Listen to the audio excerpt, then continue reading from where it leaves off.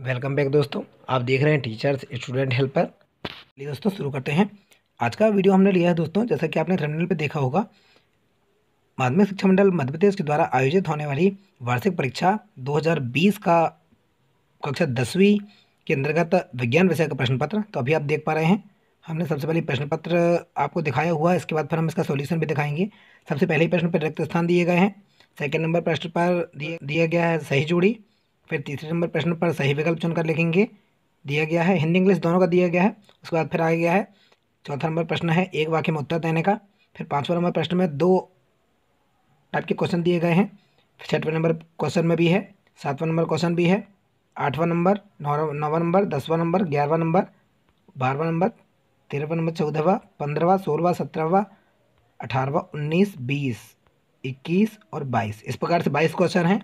अब हम इन क्वेश्चन को हमने आपको थोड़ी जल्दी जल्दी दिखाया है ताकि टाइम ज़्यादा आपका ख़राब ना हो। इसके बाद फिर हम अब इसका आंसर बताएंगे। तो चलिए देखते हैं आंसर। तो अभी आप प्रश्न देख रहे हैं, रिक्त स्थानों की पूर्ति कीजिए। 5 टाइप के रिक्त स्थान दिए गए हैं जिसमें उत्तर है। पहले रिक्त स्थान में आएगा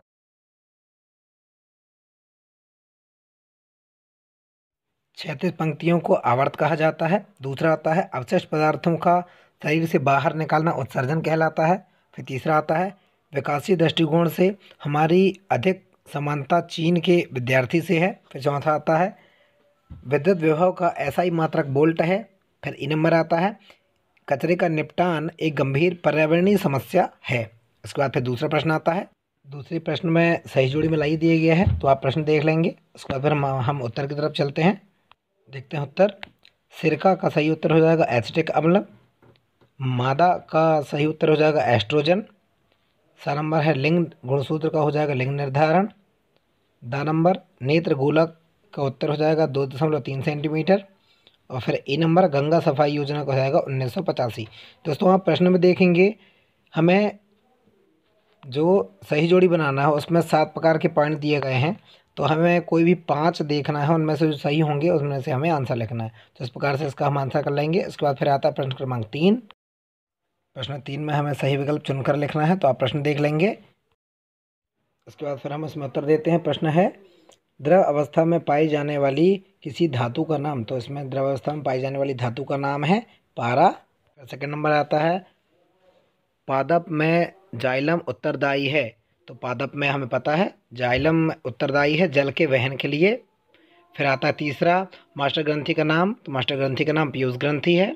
फिर आता है लेंस की क्षमता का एसआई मात्रक। तो लेंस की क्षमता का एसआई मात्रक है डायोप्टर, हमें पता होगा। फिर ई नंबर सामान्य दृष्टि से वयस्क के लिए सुस्पष्ट दर्शन की अधिकतम दूरी होती है लगभग। तो इसका उत्तर हो जाएगा 25 सेंटीमीटर। इस प्रकार से हमारे 3 प्रश्न कंप्लीट होते हैं। फिर आता है प्रश्न क्रमांक 4। प्रश्न क्रमांक 4 में हमें एक वाक्य का उत्तर लिखना है। तो इसमें प्रश्न आ जाते हैं, देखेंगे हम इसका उत्तर। इसमें प्रश्न आता है ऐसी अभिक्रिया का नाम लिखिए जिसमें अभिकारकों के बीच आयनों का आदान प्रदान होता है। तो इसका उत्तर आ जाएगा द्विविस्थापन अभिक्रिया। फिर आता है दूसरा शुद्ध जल का पीएच मान। तो हमें पता है शुद्ध जल का पीएच मान 7 है। फिर वायु की अनुपस्थिति में होने वाली श्वसन का नाम, तो अवायवीय श्वसन। फिर आता है दा नंबर प्रश्न में दिया गया है विद्युत आवेश का मात्रक लिखिए। तो इसका उत्तर जाएगा कूलाम। फिर ई नंबर आता है रेफ्रिजरेटर शीतलन तथा अग्निशामक में उपयोगी कार्बन का नाम लिखिए। तो उपयोगी कार्बन है क्लोरोफ्लोरोकार्बन। दोस्तों आपको क्लोरोफ्लोरोकार्बन होगा सीएफसी कहा जाता है, जो कि ओजोन परत पर क्षरण करने वाले कार्बन का नाम है। फिर आता है अगला प्रश्न प्रश्न क्रमांक 5। प्रश्न क्रमांक 5 में दिया गया है वायु में जलने से पहले मैग्नीशियम रिबन को साफ क्यों किया जाता है। तो इसका उत्तर हो जाएगा वायु में जलने से पहले मैग्नीशियम रिबन को साफ किया जाता है ताकि वह जलते समय पूरी तरह वायु के संपर्क में रहे। इसके बाद फिर अगला प्रश्न आता है प्रश्न क्रमांक 5 का अथवा ऊष्माक्षेपी रासायनिक अभिक्रिया को परिभाषित कीजिए। तो इसका उत्तर हो जाएगा जिस रासायनिक अभिक्रिया में उत्पादों के साथ ऊष्मा भी निकलती है उसे ऊष्माक्षेपी अभिक्रिया कहते हैं। इसका उदाहरण आप देख लेंगे। उसके बाद फिर अगला प्रश्न आता है प्रश्न क्रमांक 6। तो प्रश्न है मेंडलीफ का आवर्त नियम लिखिए। तो इसका उत्तर हो जाएगा मेंडलीफ के आवर्त नियम में तत्वों के भौतिक एवं रासायनिक गुण उनके परमाणु भारों के आवर्ती फलन होते हैं। इसके बाद फिर आता है प्रश्न क्रमांक 6 का अथवा डेबोराइन का त्रिक नियम लिखिए। तो आप देखकर लिख लेंगे डेबोराइन का त्रिक नियम।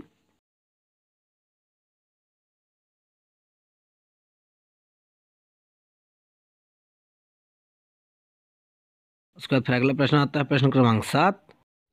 प्रश्न क्रमांक 7 में प्रश्न दिया गया है स्वपरागण को परिभाषित कीजिए, तो इसका उत्तर हो जाएगा इस प्रकार के परागण में परागकण उसी पादप के पुष्प पर गिरते हैं। स्वपरागण प्रक्रिया केवल द्विलिंगी पुष्पों में होती है। इनके पुष्प रंगहीन व गंधहीन होते हैं। इस क्रिया में एक पुष्प के परागकण उसी पुष्प के वर्तिकाग्र पर गिरते हैं। इस प्रकार की प्रक्रिया में किसी माध्यम की आवश्यकता नहीं होती है। उसके बाद फिर प्रश्न आता है प्रश्न 7 का अथवा। प्रश्न है जनन क्यों आवश्यक है, तो इसका उत्तर हो जाएगा जब कोई जीव अपने जैसे जीव या शिशु को जन्म देता है तो उसे जनन कहते हैं।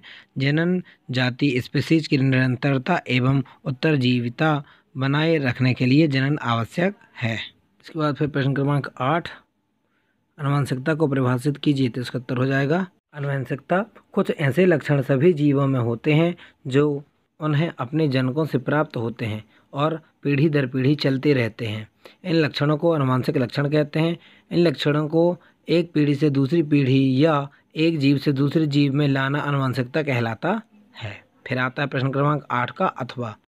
प्रश्न क्रमांक 8 के अथवे में है मानव में बच्चे का लिंग निर्धारण किस प्रकार से होता है, यह समझाइए। तो चलिए इसका उत्तर देखते हैं। तो आप देखकर लिख लेंगे इसका उत्तर, इस प्रकार से इसका उत्तर आप देखकर लिख लेंगे। मैं थोड़ी सा वीडियो को फास्ट फॉरवर्ड कर देता हूँ।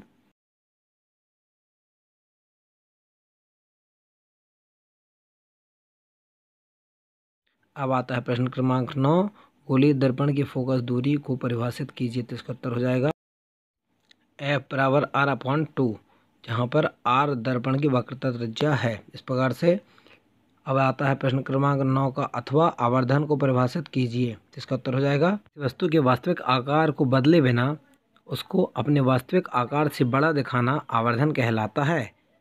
वस्तु जितने गुना बड़ी दिखती है वह उसका आवर्धन कहलाता है।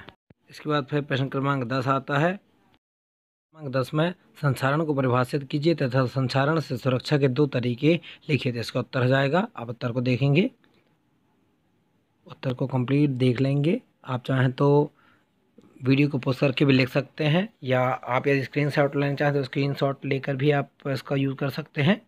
इसके बाद फिर अगला प्रश्न आता है प्रश्न क्रमांक 10 का अथवा।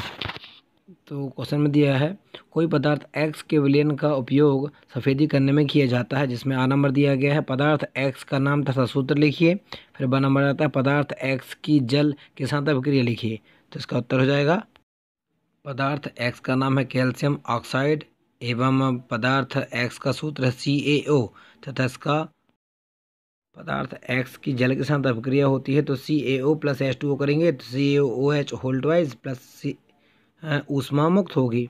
इस प्रकार से इसका उत्तर हो जाएगा। अब आता है प्रश्न क्रमांक 11 प्रिज्म से प्रकाश का अपवर्तन का नामांकित चित्र बनाइए, तो हम इसमें चित्र बनाकर लगाएंगे, आप देखेंगे इसका उत्तर। दोस्तों मैं थोड़ी सा आपको बताना चाहूँगा, अभी जो आप स्क्रीन पे देख पा रहे हैं यह है चित्र प्रिज्म से प्रकाश के अपवर्तन का, और इसी में आप लोग थोड़ी सी कन्फ्यूज हो जाते हैं। बहुत से बच्चों का कंप्लेन रहता है कि प्रिज्म से प्रकाश के अपवर्तन का चित्र आता है तो बच्चे उसमें वर्ण विक्षेपण वाला चित्र बना देते हैं। तो आप कंफ्यूज नहीं होंगे, प्रिज्म से अपवर्तन आएगा तो आप ये चित्र बनाएंगे, और प्रिज्म से यदि वर्ण विक्षेपण आता है तो आप इंद्रधनुष वाला जिसमें विबज्योर वाला जो चित्र बनाते हैं वो वाला चित्र बनाएंगे। उसके बाद फिर अगला प्रश्न आता है प्रश्न क्रमांक 11 का अथवा कोलाइडी विलयन में प्रकाश के प्रकीर्णन का किरण आरेख बनाइए, जो कि 11 का अथवा है। तो इसका उत्तर हो जाएगा, चित्र देखेंगे दोस्तों, चित्र में बताया गया है टिंडल शंकु जो कि प्रकाश आ रहा है, प्रकीर्णित प्रकाश है, सूक्ष्मदर्शी के द्वारा देखा जा रहा है और कोलाइडी विलयन बताया गया है। तो इसका उत्तर आप चित्र बना लेंगे। इसके बाद फिर अगला प्रश्न आता है। अगला प्रश्न आता है विद्युत मोटर का सिद्धांत लिखिए, तो इसमें आप देखेंगे विद्युत मोटर का चित्र देख लेंगे।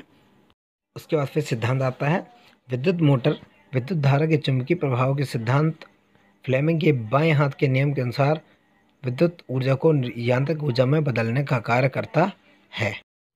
दोस्तों इसकी आगे वीडियो आप जाके प्लेलिस्ट में जाकर देख सकते हैं। आज के लिए इतना ही। जय हिंद, जय भारत।